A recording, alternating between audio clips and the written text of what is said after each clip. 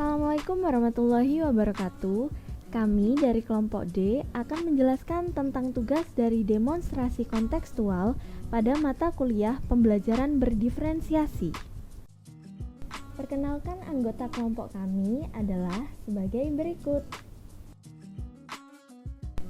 Pada kesempatan kali ini, kita akan membahas tentang pembelajaran berdiferensiasi. Pembelajaran berdiferensiasi adalah pembelajaran yang memberikan keleluasaan dan mampu mengakomodir kebutuhan belajar peserta didik untuk meningkatkan potensi dirinya sesuai dengan kesiapan belajar, minat, dan profil belajar peserta didik yang berbeda-beda, sehingga tidak diberi perlakuan yang sama. Selanjutnya adalah ciri-ciri pembelajaran berdiferensiasi. Menurut Tomlinson, pembelajaran berdiferensiasi memiliki 4 ciri, yaitu yang pertama, pembelajaran berfokus pada konsep dan prinsip pokok, harus berfokus pada kompetensi dasar pembelajaran. Yang kedua, evaluasi kesiapan dan perkembangan belajar peserta didik diakomodasi ke dalam kurikulum. Yang ketiga, pengelompokan peserta didik dilakukan secara fleksibel. Dan yang keempat, siswa secara aktif bereksplorasi di bawah bimbingan dan arahan guru. Pembelajaran berdiferensiasi ini berpusat kepada siswa. Selanjutnya yaitu tentang prinsip dasar pembelajaran berdiferensiasi yang terdiri dari pertama, lingkungan belajar, kedua, kurikulum yang berkualitas, ketiga, asesmen berkelanjutan, keempat, pengajaran yang responsif, dan yang kelima adalah kepemimpinan dan rutinitas di kelas. Lalu pembahasan selanjutnya adalah contoh keragaman anak di kelas. Contoh keragaman anak di kelas antara lain adalah 1. Latar belakang kebudayaan, 2. Perbedaan kepercayaan dan agama, 3.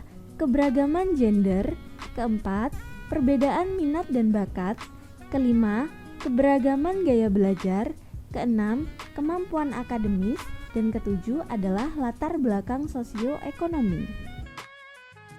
Selanjutnya, pembahasan tentang teori pendukung dari pembelajaran berdiferensiasi. Yang pertama adalah tentang pengertian pembelajaran berdiferensiasi. Menurut Anissa, pembelajaran berdiferensiasi pada dasarnya menyatukan antara elemen dalam pembelajaran yang dapat didiferensiasikan dan keberagaman yang ada dalam peserta didik. Artinya, setiap elemen dalam pembelajaran, yaitu konten, proses, produk, dan lingkungan belajar, dapat didiferensiasi berdasarkan kesiapan belajar, minat, dan profil belajar peserta didik yang berbeda satu dengan lainnya. Selanjutnya, tentang komponen pembelajaran berdiferensiasi. Menurut Dr. Marlina SPD MSI, komponen pembelajaran berdiferensiasi dibagi menjadi yaitu isi, proses, produk, dan lingkungan belajar. Yang pertama adalah komponen isi. Komponen isi berkaitan dengan kurikulum dan materi pembelajaran.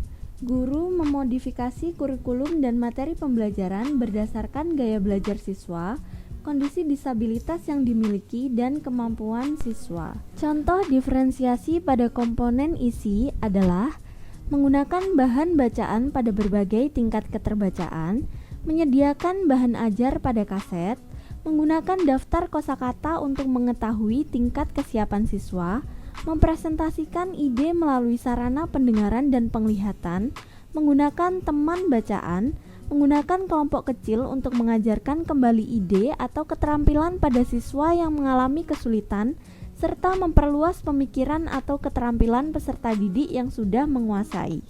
Selanjutnya adalah komponen proses. Komponen proses yaitu bagaimana siswa mengolah ide dan informasi, bagaimana siswa berinteraksi dengan materi, dan bagaimana interaksi tersebut menjadi bagian yang menentukan pilihan belajar siswa.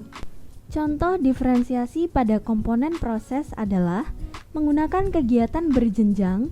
Semua siswa bekerja dengan pemahaman dan keterampilan yang sama, serta melanjutkan dengan berbagai tingkat dukungan, tantangan, dan kompleksitas. Menyediakan pusat minat yang mendorong siswa untuk mengeksplorasi diri. mengembangkan agenda pribadi atau daftar tugas yang ditulis oleh guru yang harus diselesaikan selama waktu yang ditentukan, menawarkan dukungan langsung lainnya bagi siswa yang membutuhkan, dan memvariasikan waktu yang disediakan bagi siswa untuk menyelesaikan tugas. Selanjutnya adalah komponen produk.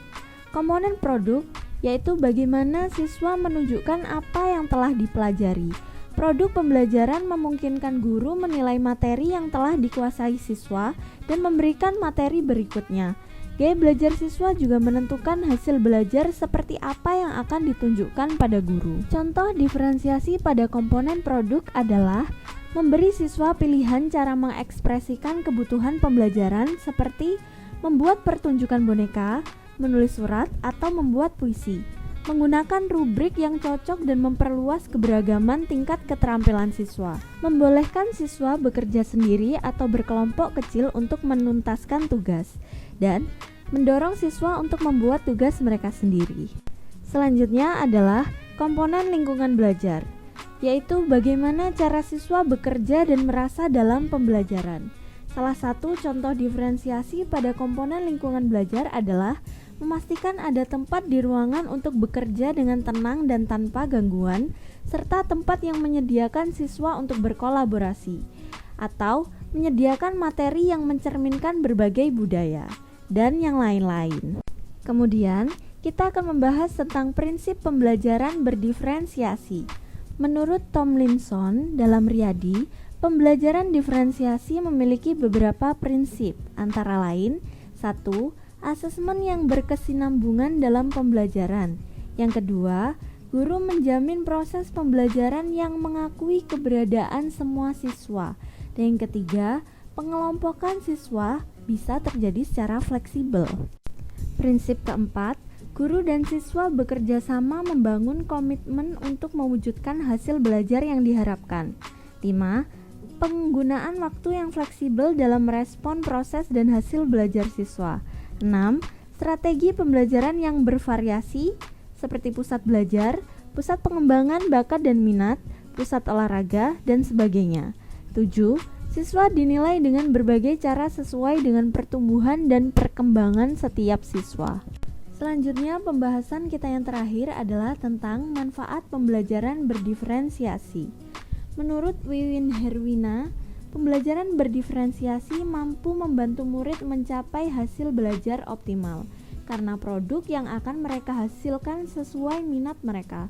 Oleh karenanya, proses pembelajaran berdiferensiasi harus memberikan ruang yang luas kepada murid untuk mendemonstrasikan apa-apa yang telah mereka pelajari. Oleh sebab itu, pembelajaran diferensiasi termasuk pendekatan yang sangat direkomendasikan untuk diterapkan dalam pembelajaran sehingga mempermudah ketercapaian tujuan pembelajaran. Sekian penjelasan dari kelompok kami mengenai tugas demonstrasi kontekstual pada mata kuliah pembelajaran berdiferensiasi. Semoga melalui video ini dapat memberikan manfaat bagi kalian semua. Terima kasih atas perhatiannya. Sampai jumpa.